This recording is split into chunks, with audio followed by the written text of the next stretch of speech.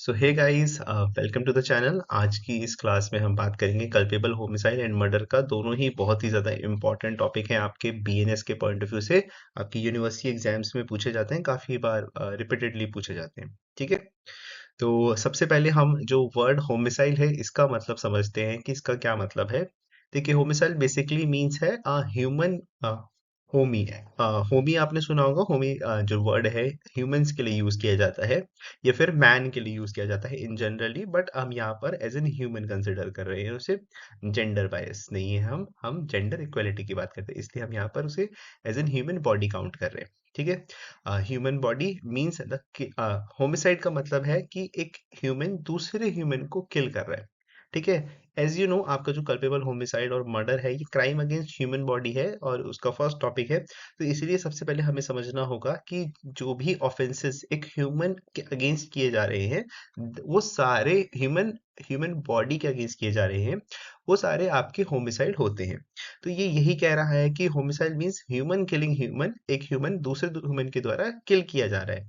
ठीक है, but every killing is not punishable. ये क्या कह रहा है कि भाई एक इंसान दूसरे इंसान को मार रहा है, that is wrong, that is an offence. ठीक है, जिसको हमारा बीएनएस डील करता है। ठीक है, पर ये कह रहा है कि जो कि सारी जो किलिंग होती है, जो एक इंसान दूसरे इंसान को मार रहा है, वो सारी ही किलिंग्स क्या है आपकी होमिसाइड नहीं है या फिर किसी भी तरीके का ऑफेंस नहीं है। इसलिए हमने होमिसाइड को दो पार्ट्स में डिवाइड किया है। सबसे पहला है लॉफुल और दूसरा है हमारा अनलॉफुल। ठीक है, अगर हम बात करें लॉफुल होमिसाइड की, तो लॉफुल होमिसाइड हमारे जस्टिफाइबल लॉ है। ठीक है, आपने जनरल एक्सेप्शंस पढ़े होंगे अंडर बीएनएस। ठीक है, जनरल एक्सेप्शंस अगर आपको अलग से एक सेपरेट वीडियो चाहिए तो आप मुझे कमेंट सेक्शन में बता सकते हैं। जनरल एक्सेप्शंस पर हम एक सेपरेट वीडियो बना देंगे और उस सेपरेट वीडियो में हम डिस्कस कर लेंगे जनरल एक्सेप्शंस। ठीक है, ये क्या कह रहा है कि जो भी आपके लॉफुल होमिसाइड है या फिर लॉफुल ह्यूमन किलिंग जो हो रही है, वो जस्टिफाइबल लॉ है। लॉ जस्टिफाई कर रहा है उन्हें कि भाई ये गलत नहीं है। कौन से पॉइंट्स में देख सकते हैं, यहाँ पे लिखा हुआ है सेल्फ डिफेंस है। ठीक है, जिसे हम राइट टू प्राइवेट डिफेंस भी बोलते हैं। ठीक है, सेल्फ डिफेंस में कर रहे हैं आप कोई भी ऑफेंस, तो वो गलत नहीं है। ठीक है, तो ये सारे पॉइंट्स हैं।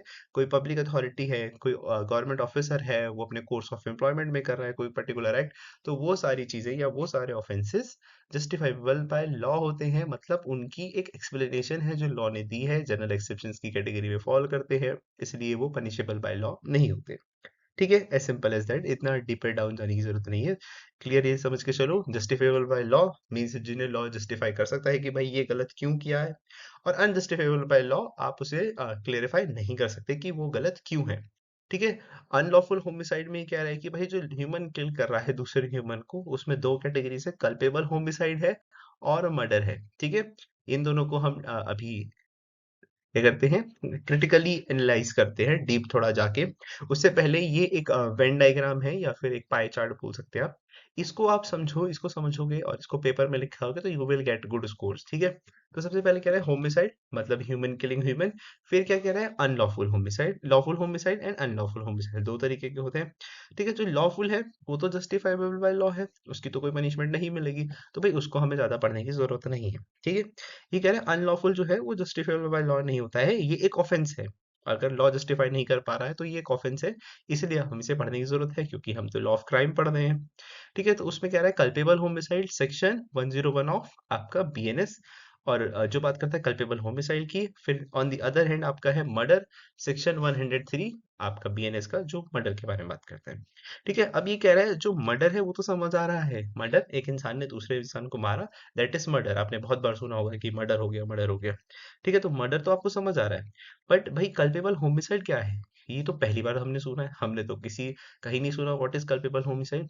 तो कल्पेबल होमिसाइड को ऐसे समझो कि कल्पेबल होमिसाइड क्या है, आप ये मानिए एक बड़ा सा केक है। ठीक है, एक बड़ा सा केक है, उस केक का जो एक स्लाइस है, एक पीस जो है, दैट इज मर्डर। तो मतलब क्या है, culpable homicide is a big branch, murder क्या है, उसका एक छोटा सा स्लाइस या छोटा सा पीस ऑफ केक भी आप उसे बोल सकते हैं। ठीक है, तो कल्पेबल होमिसाइड भी फर्दर दो पार्ट्स में डिवाइडेड है। Culpable homicide amounting to the murder, मतलब कल्पेबल होमिसाइड हो रहा है जो मर्डर के बराबर है। ठीक है, और culpable homicide not amounting to murder, ऐसा कल्पेबल होमिसाइड हो रहा है जो मर्डर के बराबर नहीं है। ठीक है, इसको हम अभी थोड़ा सा और डीप जाके पढ़ते हैं। सबसे पहले कल्पेबल होमिसाइड का कॉन्सेप्ट समझते हैं, फिर हम बाकी इनमें डीप डाउन जाएंगे और अलग अलग चीजों को समझेंगे। सबसे पहले ये जो कल्पेबल होमिसाइड है, आप इसको ऐसा समझिए कि भाई एक ऑफेंस हो रहा है ह्यूमन बॉडी के अगेंस्ट। ठीक है, मतलब एक इंसान दूसरे इंसान को किसी भी तरीके की इंजरी कॉज कर रहा है। देखिए, यहाँ पर जो मेंसरिया है, आपका मेंसरिया मीन्स गिल्टी माइंड। ठीक है, तो कोई भी ऑफेंस कमिट करने के लिए आपका मेंसरिया एक्टिव होना जरूरी है। तो जब भी कल्पेबल होमिसाइड होगा तो मेंसरिया, यस, मेंसरिया प्रेजेंट होगा। विदाउट मेंसरिया आप कोई ऑफेंस कमिट नहीं कर सकते।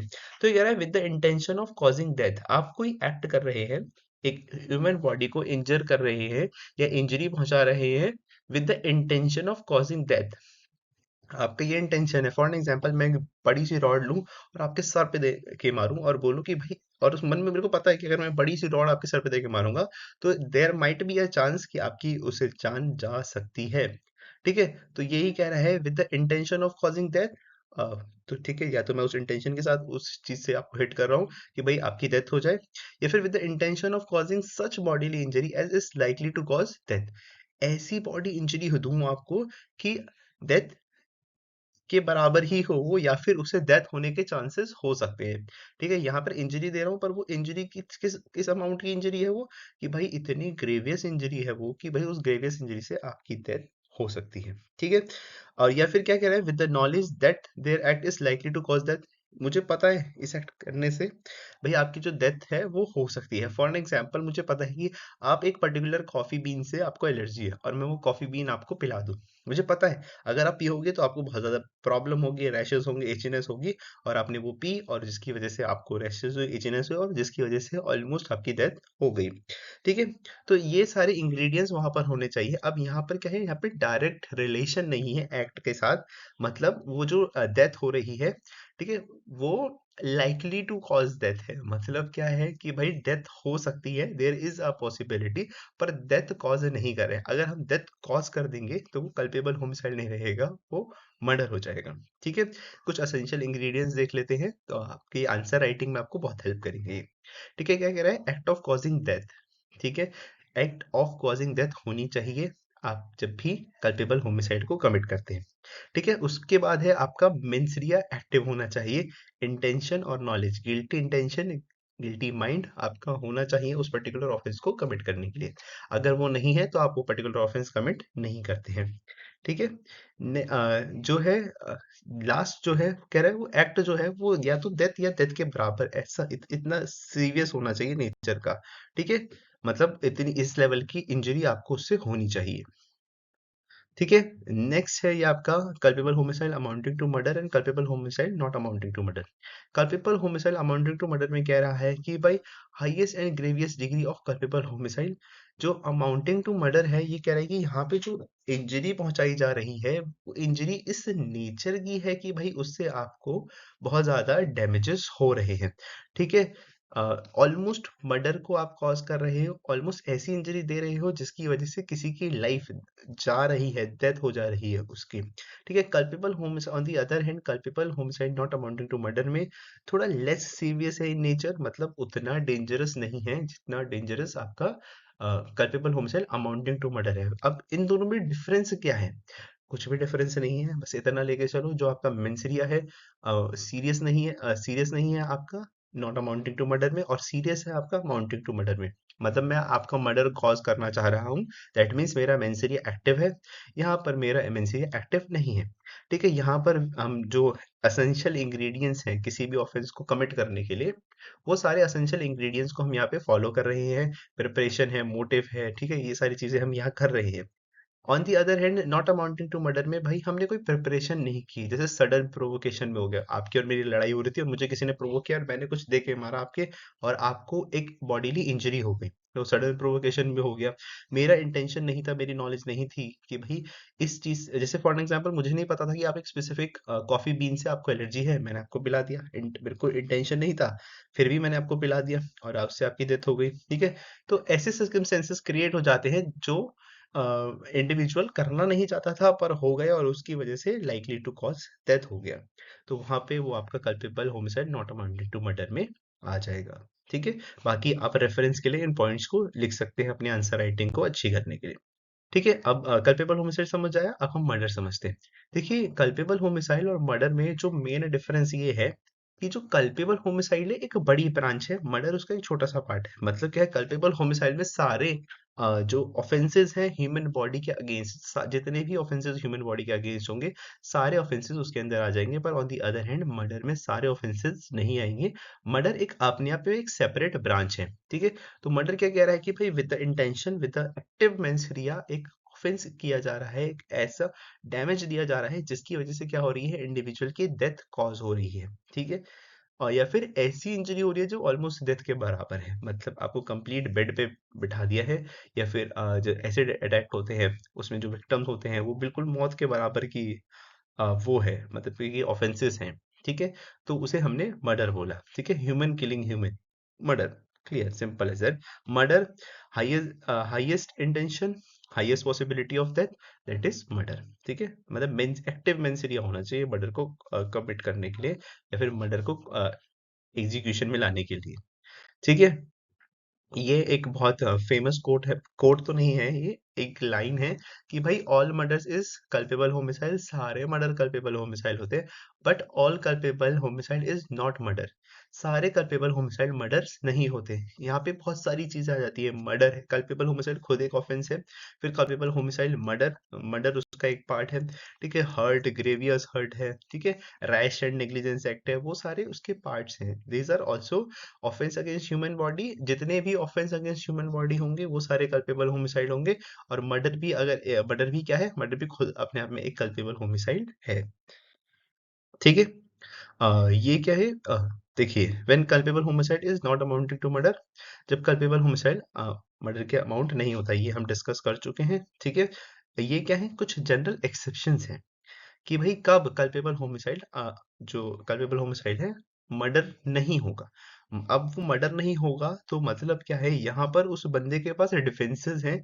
इन उपचारों को लेकर वो कोर्ट जा सकता है और बोल सकता है कि भाई ये काम मैंने अनएक्टिव मेंसरिया में किया है, तो इसके लिए मुझे सजा ना दी जाए। ठीक है। As simple as that.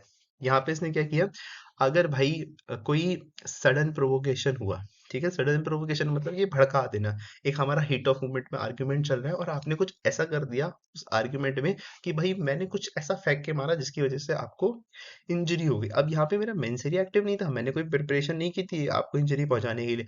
But वो सडन प्रोवोकेशन में मेरे साथ ऐसा हुआ जिसकी वजह से मैंने उस पर्टिकुलर ऑफेंस को कमिट कर दिया। Right of private defence, self defence में मैंने कुछ ऐसा कर दिया, आपने मेरे को मारने का ट्राई किया, मैंने अपने आप को बचाने के लिए आपको मारा और आपको ज्यादा लग गई।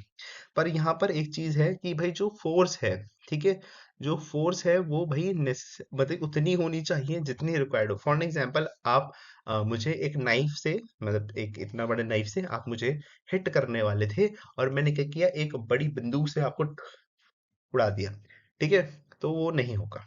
मतलब क्या है, जो इवेंट कॉज किए जा रहे हैं सेल्फ डिफेंस में, मैं अपने आप को प्रोटेक्ट करने के लिए, तो उतना ही रीजनेबल होना चाहिए। अब कहोगे कि भाई ये रीजनेबल कितना होगा या कितना नहीं होगा, पर एक छोटे से नाइफ से बचने के लिए या फिर एक थप्पड़ से बचने के लिए आप बंदूक का यूज नहीं कर सकते।